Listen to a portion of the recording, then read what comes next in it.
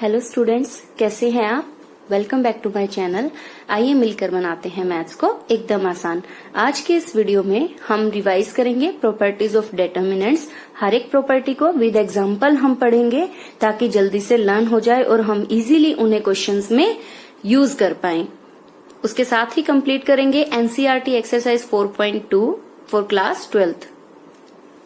तो स्टार्ट करते हैं with first property of determinant. ये सभी प्रॉपर्टीज के नंबर एनसीईआरटी बुक के अकॉर्डिंग है। फर्स्ट प्रॉपर्टी इज देयर कि अगर हम रोज और कॉलम को इंटरचेंज कर दे किसी भी डिटर्मिनेंट में, in that case value of determinant remain unchanged. Value determinant की चेंज नहीं होती। सो आइए देखते हैं इसका प्रूफ। फर्स्ट प्रॉपर्टी क्या कहती है कि डिटर्मिनेंट ऑफ ए, किसी भी मैट्रिक्स ए के लिए, ए इज कोई भी जनरल मैट्रिक्स है हमारे पास, ए डैश मतलब ट्रांसपोज, ए टी मतलब ट्रांसपोज। तो आप दोनों में से कोई भी नोटेशन यूज कर सकते हैं। अब देखिए, रोज और कॉलम को इंटरचेंज करना, हम जानते हैं ये किसकी डेफिनेशन है, ट्रांसपोज की। तो फर्स्ट प्रॉपर्टी हमारी मैथमेटिकली यही कहती है कि डिटर्मिनेंट ए का लो या ए ट्रांसपोज का करो, दोनों सेम ही आएंगे। तो for example let A is equal to, एक 2x2 ऑर्डर की मैट्रिक्स ली है हमने, 2 3 4 5। देन ए ट्रांसपोज हमें पता है क्या होगा, फर्स्ट रो फर्स्ट कॉलम बन जाएगी 2 3 और सेकंड रो सेकंड कॉलम 4 5। तो रोज और कॉलम इंटरचेंज हो गए। अब उसके बाद हम निकालते हैं डिटर्मिनेंट ऑफ ए। देखिए ए का डिटर्मिनेंट क्या होगा।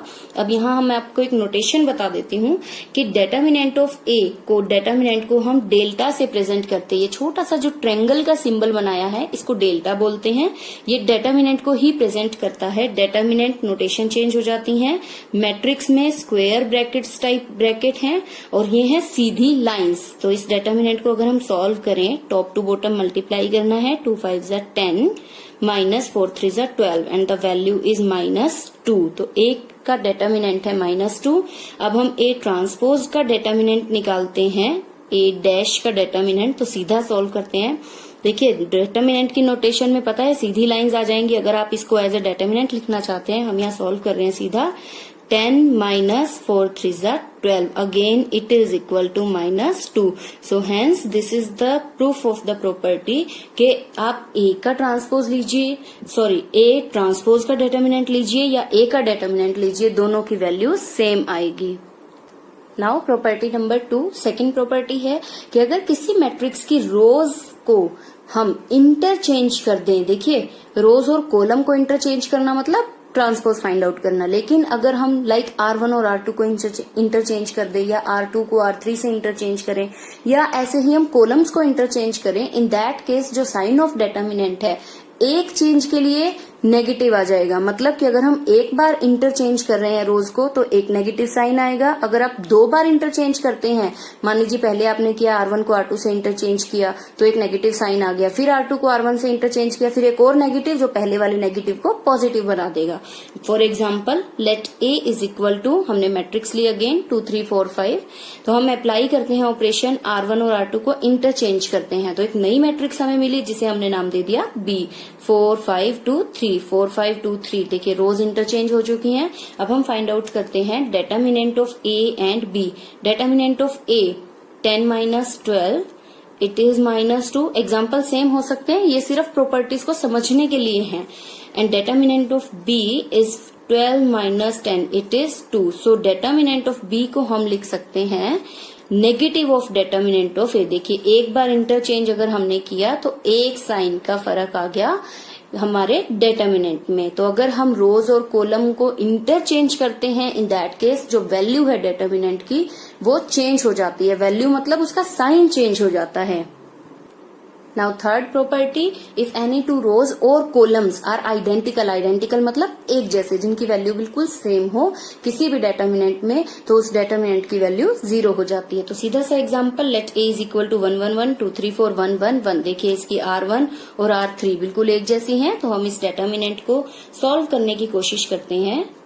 Value of determinant of A is equal to, देखिए 1 into plus minus plus, alternate signs का हमने ध्यान रखना है। R1 के अलोंग हम इसको एक्सपेंड कर रहे हैं। So we can write here expanding along R1 किसको एक्सपेंड कर रहे हैं ये ध्यान रखना है। इस समय ये है एक मैट्रिक्स, हम एक्सपेंड कर रहे हैं डेटर्मिनेंट को। Determinant of A is this one. Notation का आपने बहुत ध्यान रखना है, मैट्रिक्स और डेटर्मिनेंट को मिक्स नहीं करना। तो हम इसको एक्सपेंड कर रहे हैं 1 into 3 minus 4 -1 plus minus plus, now it is minus. तो ये साइन जो है ये डेटर्मिनेंट के लिए है, ये मैट्रिक्स के लिए नहीं है, ये ध्यान रखेंगे।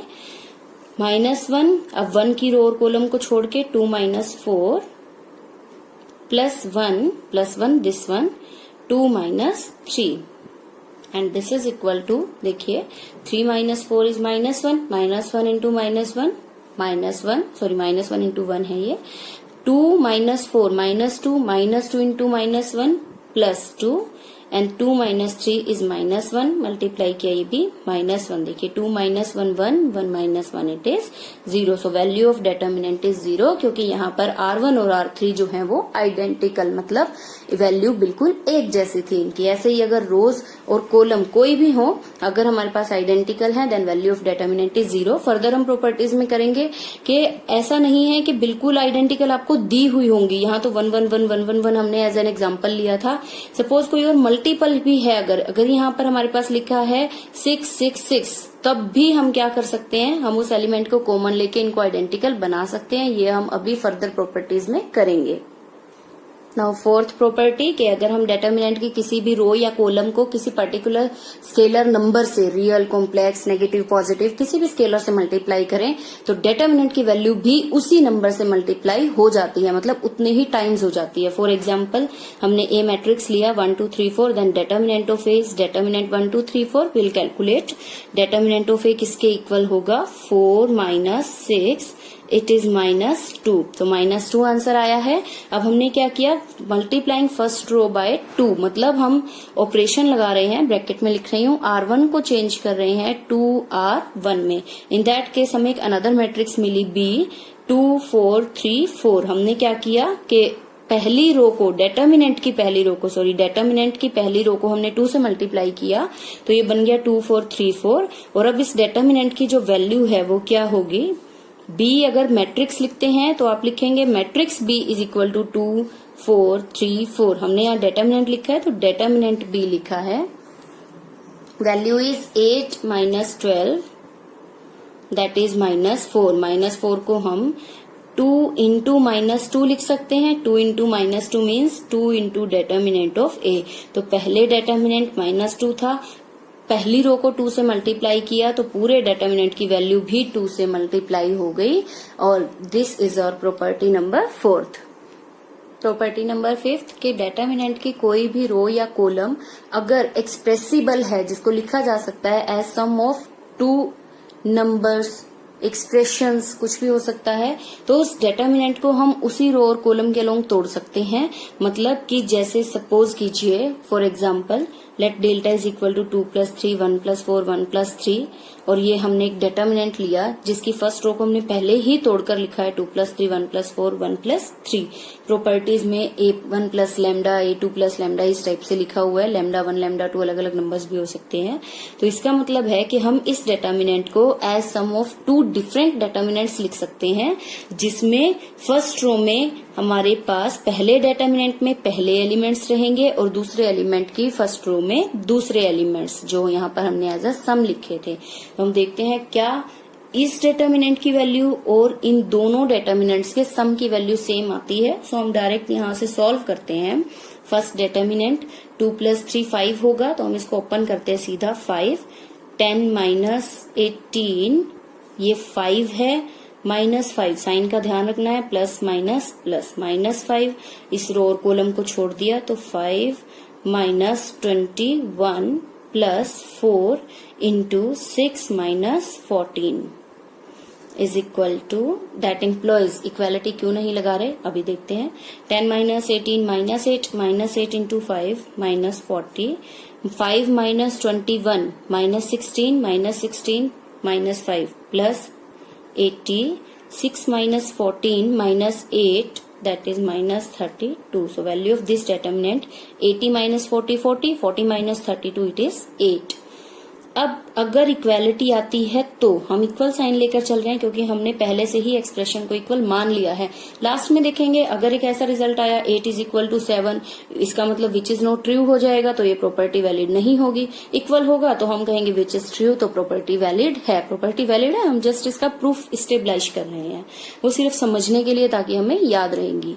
अब हम यहाँ से फर्स्ट डिटर्मिनेंट को अगर खोलें तो 2 into 10 minus 18 minus 1 into 5 minus 21 plus 1 into 6 minus 14 plus second determinant 3 into 10 minus 18 minus 4 into 5 minus 21, क्योंकि सेकेंड रो और थर्ड रो तो सेम है इसलिए बार बार वही एक्सप्रेशन आ रहे हैं, plus 3 into 6 minus 14। So will see value क्या होगी।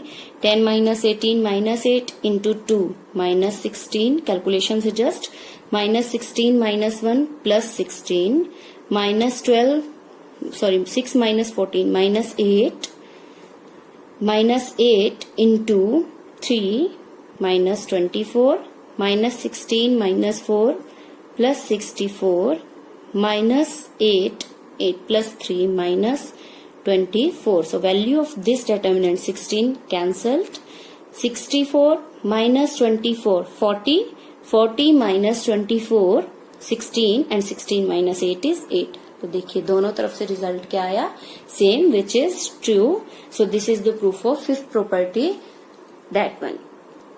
प्रॉपर्टी नंबर 6 कि डेटर्मिनेंट की किसी भी रोज और कॉलम पे अगर हम ऑपरेशंस लगाते हैं, ऑपरेशन किस टाइप के, जैसे हमने inverse of matrix find out करने में भी रो ट्रांसफॉर्मेशंस किए थे, तो अगर हम ट्रांसफॉर्मेशंस अप्लाई करते हैं लाइक R1 चेंज करते हैं R1 प्लस 2 R2, किसी भी रो या कॉलम को स्केलर से मल्टीप्लाई करके अनदर रो या कॉलम में ऐड या सब्ट्रैक्ट करना, उस टाइप के ऑपरेशन अगर हम लगाते हैं उस केस में वैल्यू चेंज नहीं होती। फॉर एग्जाम्पल लेट डेल्टा हमने लिया 2 3 4 5, तो डेल्टा की वैल्यू है क्या यहाँ पर, कोई भी determinant 10 minus 12 it is minus 2।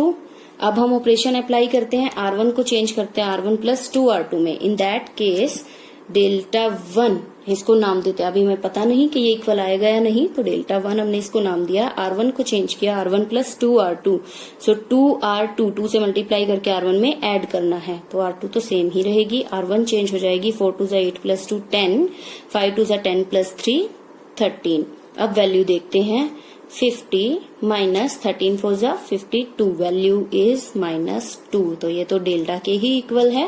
तो इसका मतलब अगर हम ट्रांसफॉर्मेशंस अप्लाई करते हैं तो value of determinant remain unchanged. But अब इसको प्रॉपर्टी से मिक्स मत कीजिएगा, हमने जो पहले प्रॉपर्टी की कि किसी भी रो या कॉलम को अगर हम जिस नंबर से मल्टीप्लाई करते हैं तो value of determinant gets multiplied by the same scalar, वो क्या था, देखिए यहाँ पर हमने क्या किया है, रो ट्रांसफॉर्मेशंस अप्लाई की हैं, जबकि वहां पर हम रो को मल्टीप्लाई करते थे। फॉर एग्जाम्पल अब अगर हम यही करें कि R1 को 2 R1 अगर हम बनाएं तो डेल्टा 1 हो जाएगा, इसी केस में फॉर दिस एग्जाम्पल 2 3, अगर हम इसको 2 से मल्टीप्लाई कर रहे हैं तो 4 6 it will become, and value of delta 1 is 20 minus 24, it is minus 4। तो देखिए अगेन जो डेटर्मिनेंट की वैल्यू थी -2 वो 2 से मल्टीप्लाई हो गई, क्योंकि हमने पूरी रो को 2 से मल्टीप्लाई की है। तो जिस स्केलर से मल्टीप्लाई या डिवाइड करते हैं तो डेटर्मिनेंट की वैल्यू भी उसी स्केलर से मल्टीप्लाई और डिवाइड हो जाएगी, लेकिन ट्रांसफॉर्मेशन के केस में ये value change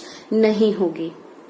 Along with this one more property is there, एक और प्रॉपर्टी है that determinant of A B, दो मैट्रिक्स को अगर मल्टीप्लाई किया है फिर उनका डेटर्मिनेंट हम फाइंड आउट कर रहे हैं, that is equal to determinant A into determinant B। मतलब आप मैट्रिक्स का डेटर्मिनेंट पहले फाइंड आउट कीजिए और फिर उसको मल्टीप्लाई कीजिए, answer will be same.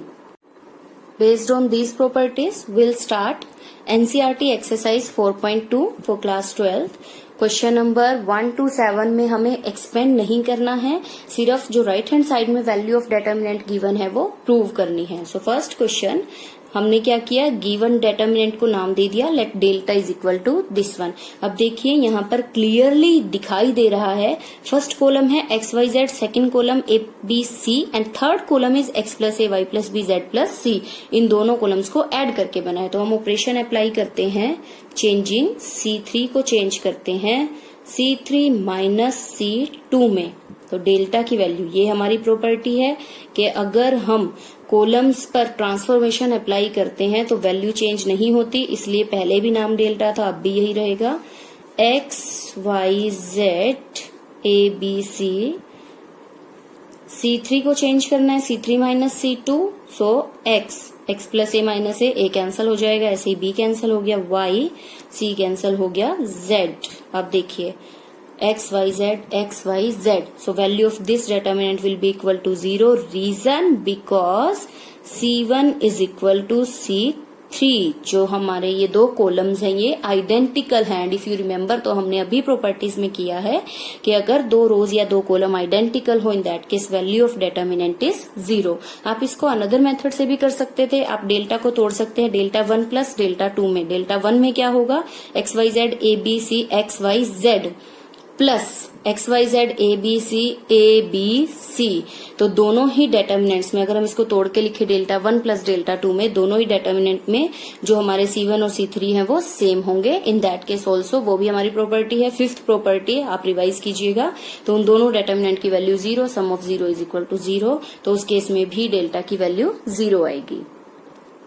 Question number 2, हमने अगेन डेटर्मिनेंट को नेम दे दिया let delta is equal to this one. अब देखिए इसकी वैल्यू हमें 0 प्रूव करनी है। हमें दिख रहा है a minus B, B minus C, C minus A, second row is b minus C minus A. तो हम कोई भी रोज या कॉलम को अगर ऐड कर दें तो ऐड करने के बाद कुछ एलिमेंट्स कैंसल होते हुए दिखाई दे रहे हैं, कुछ का मतलब कौन से वो हम करके देखते हैं। सो अप्लाइंग R1 को चेंज करते हैं R1 plus R2 plus R3 में, and we will get delta is equal to, again transformation apply करने से वैल्यू चेंज नहीं होती, ये अब भी डेल्टा ही रहेगा।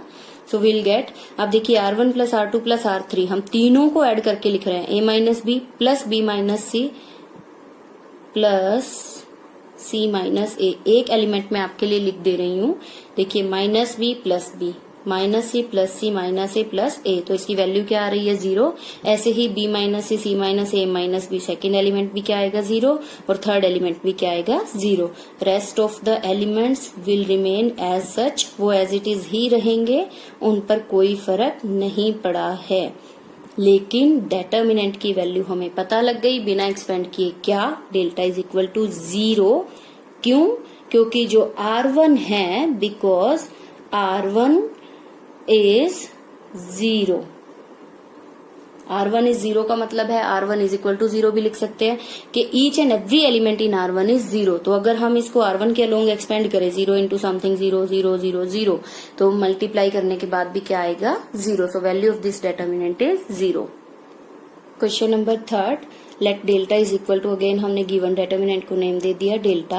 अब देखिए इस टाइप के एक्सप्रेशंस में, डेटर्मिनेंट्स में हमें क्या है, कोई रिलेशन ढूंढना होता है। रिलेशन मतलब कि कोई ना कोई रो या कॉलम किसी दूसरी रो या कॉलम की हेल्प से बना हुआ होगा। तो अब यहाँ कैसे ढूंढेंगे हम, 2 7, सबसे बड़ा नंबर 65 है, 65 का 7 और 2 से क्या रिलेशन हो सकता है, 7 2 14 नहीं बन रहा। 7 को किसी नंबर से मल्टीप्लाई करके ऐड करके देखें, 7 9 63 प्लस 2 65, 8 9 72 प्लस 3 75। तो 9 को भी अगर 9 से मल्टीप्लाई करें और 5 ऐड करें तो हमारे पास क्या आता है 86। तो इसका मतलब हम इसी ऑपरेशन को रिवर्स ऑर्डर में अप्लाई कर देते हैं। C3 को चेंज करते हैं C3 minus 9C2, will see क्या बनता है, first column as it is, second column as it is, सिर्फ हमें थर्ड को चेंज करना है। देखिए थर्ड में से C2 को 9 से मल्टीप्लाई करके सब्ट्रैक्ट करना है। 65 माइनस 9 7 63, क्या बचा 2, 75 माइनस 9 8 72, बचा 3, 86 माइनस 9 9 81, 5। अब देखिए क्या C1 और C3 सेम है, 235 235, yes. So value is equal to 0 because, reason जरूर लिखना है, C1 is equal to C3। तो कोई भी दो कॉलम आइडेंटिकल हो then value is 0। Question number 4 is homework for you. Fifth question, let delta is equal to this one. Left hand side को हम लेकर चल रहे हैं, राइट हैंड साइड में हम पहुंच जाएंगे अगर सही ऑपरेशंस अप्लाई करेंगे तो. अब देखिए b plus C, C plus A plus B, Q plus R plus P, P plus Q, Y plus Z, Z plus X, X plus Y. तो हर जगह अलग अलग एलिमेंट्स हैं. कुछ ऐसा रिलेशन नहीं दिखाई दे रहा कि डायरेक्ट तीनों को ऐड करो और क्वेश्चन सॉल्व हो जाए. तो कोई बात नहीं, घबराने की जरूरत नहीं है, सिर्फ ऑपरेशंस अप्लाई करते रहना है. क्वेश्चन सबका सॉल्व हो जाएगा, बस ये फर्क है, कोई बहुत सारे ऑपरेशन अप्लाई करके सॉल्व करेगा, कोई 2 या 3 स्टेप्स में ही कंप्लीट कर देगा. तो इसका मतलब कि अगर आप प्रैक्टिस करेंगे तो बहुत अच्छे से आप इनको सॉल्व करना सीख जाएंगे और फिर आइडियाज आपको खुद से आने लगेंगे कि कैसे हम किसी डेटर्मिनेंट को सोच सकते हैं सॉल्व करने के लिए. तो यहाँ हम क्या करते हैं, a plus B, C plus A, B plus C. So will apply C3 को चेंज करते हैं, C3 minus C1 minus C2. दोनों को हम सब्ट्रैक्ट कर रहे हैं, या आप ये भी कह सकते हैं C3 में से C1 और C2 को ऐड करके हम सब्ट्रैक्ट कर रहे हैं.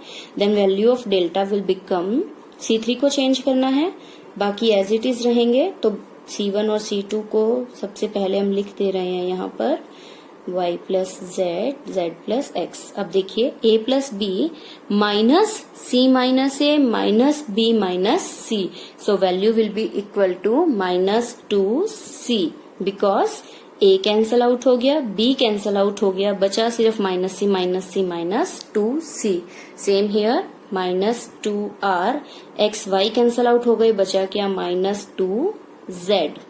अब C3 में माइनस 2 माइनस 2 माइनस 2 सेम है, सेम नंबर मल्टीप्लाई हो रहा है तीनों से.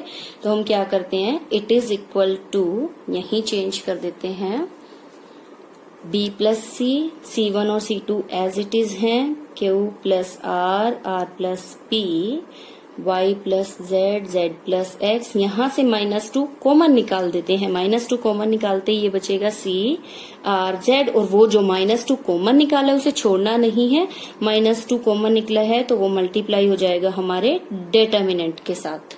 सो रीजन लिखेंगे, taking out minus 2 from C3. तो C3 से हमने ये कॉमन निकाला है. अब next is C3 is containing single element CRZ. CRZ यहाँ भी है और CRZ यहाँ भी है C1 और C2 में. तो हम C1 को चेंज करते हैं, C1 माइनस C3, C2 को चेंज करते हैं C2 माइनस C3 में, and will get delta is equal to, देखिए माइनस 2 तो है ही मल्टीप्लीकेशन में, इसे नहीं छोड़ना, B plus C minus C, B Q y, CRZ cancel हो गए. ऐसे ही C2 में से C3 को सब्ट्रैक्ट करना है, A P X and CRZ as it is. तो ये ऑपरेशन अप्लाई करने के बाद हर एक रो और कॉलम में सिंगल सिंगल एलिमेंट हैं. अब राइट हैंड साइड में है A B C P Q R X Y Z. तो इसका मतलब हमें हमारे 2 कॉलम्स को एक्सचेंज करना पड़ेगा. सो एक्सचेंजिंग C1 और C2, C1 और C2 को एक्सचेंज करते ही देखिए, जब भी हम 2 रो या कॉलम को एक्सचेंज करते हैं तो डेटर्मिनेंट की वैल्यू एक माइनस से मल्टीप्लाई हो जाती है. माइनस 2 ऑलरेडी है, एक और माइनस से मल्टीप्लाई होके ये क्या बन जाएगा, plus 2, and the value will become A P X B Q Y C R Z. देखिए A B C P Q R X Y Z.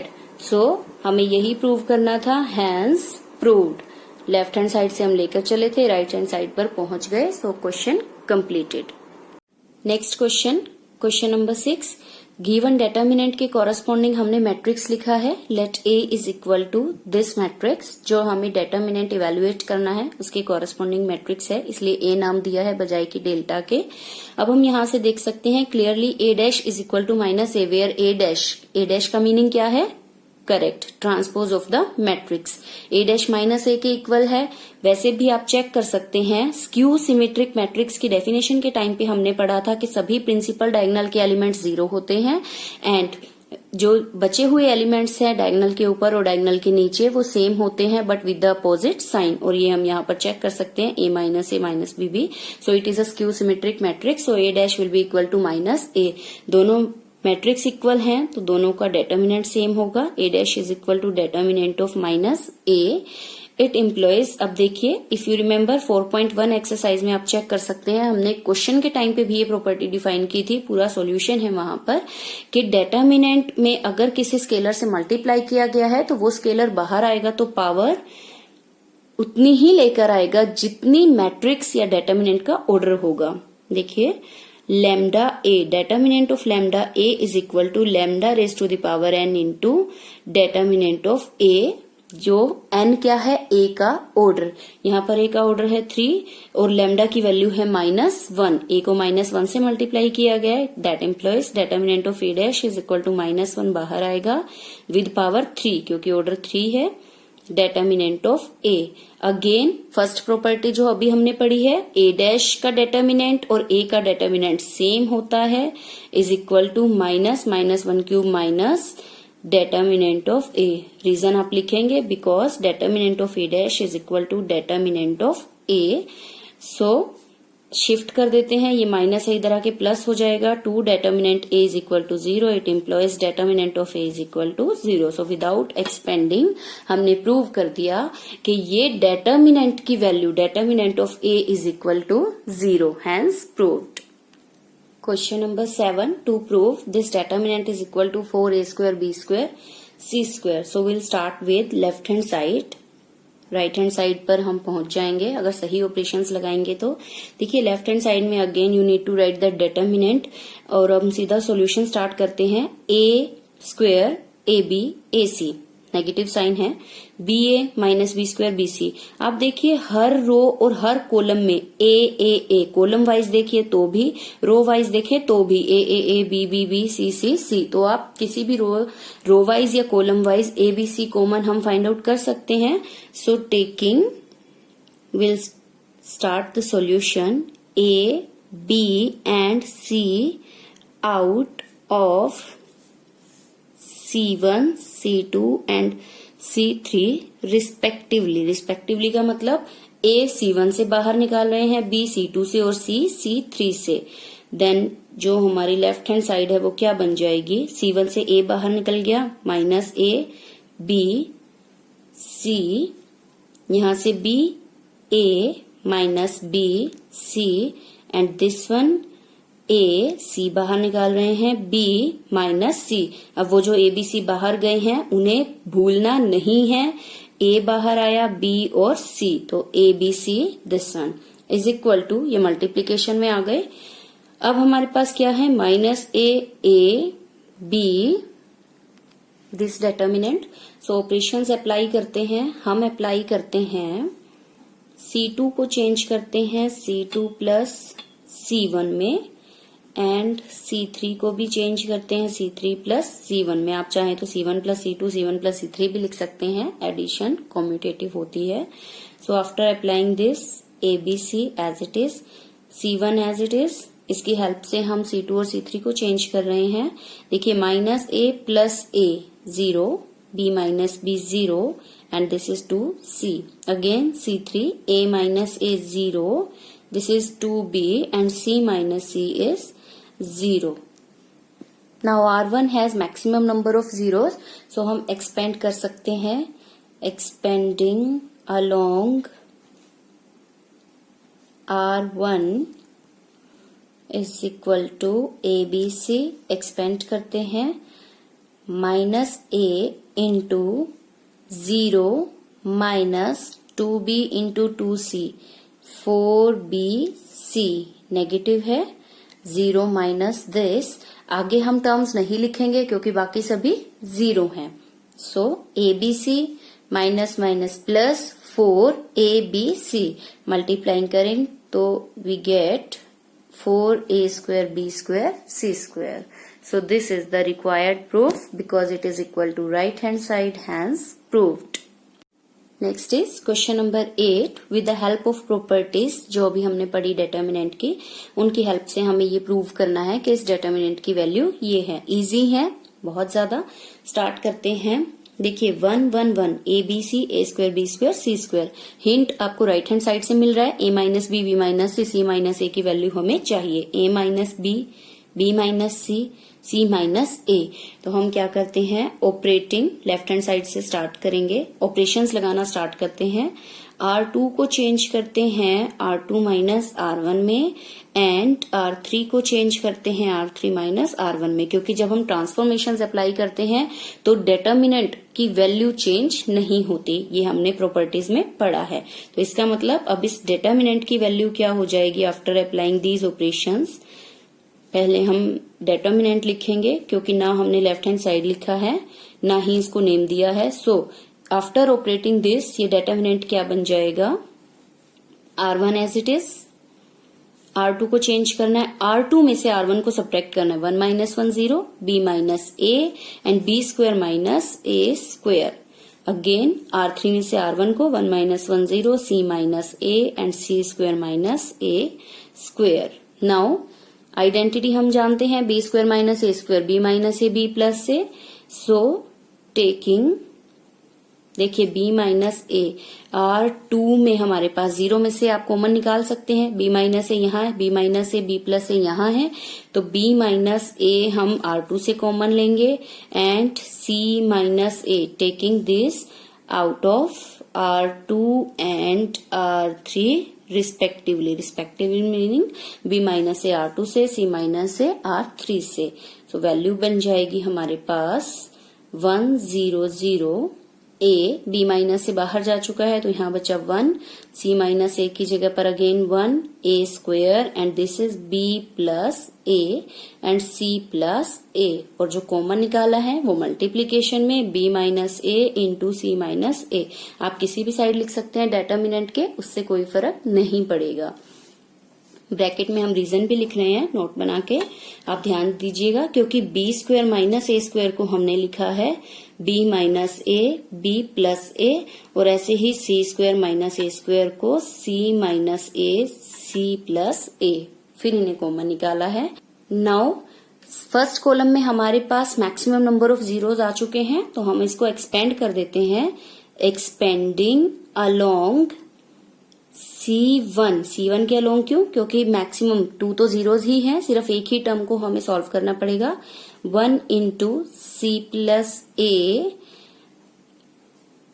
Minus 1 into B plus A, ये तो हो गई डिटर्मिनेंट की वैल्यू, एंड इनटू में B minus A into C minus A।